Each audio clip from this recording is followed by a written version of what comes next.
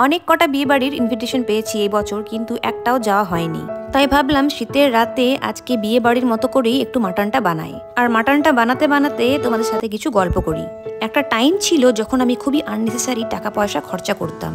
কিছু অপ্রয়োজনীয় মানুষকে ভ্যালু দিতে গিয়ে আমি প্রচুর টাকা পয়সা খরচা করেছি। টাকারও যে একটা ভ্যালু আছে সেটা কোনোদিনই বুঝিনি। আমি মানুষকে এত বেশি গুরুত্ব দিয়েছি যে এসব জিনিসে কোনোদিন মাথায় ঘামাইনি।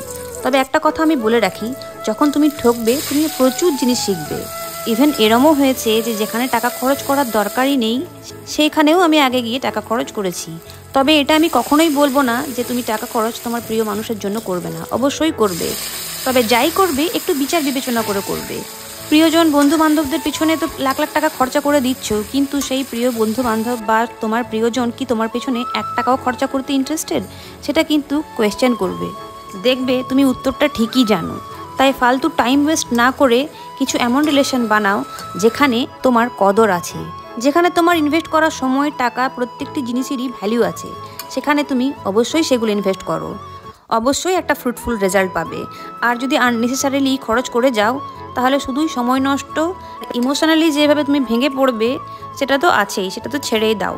তাই এই কৃত্রিম জগতে না কিছু এমন বন্ধু বানাও যারা তোমার প্রকৃত বন্ধু, যারা তোমার দুঃসময়ে সাথে থাকবে এবং প্রয়োজন পড়লে তুমিও তাদের পাশে দাঁড়াবে তৎক্ষণাৎ।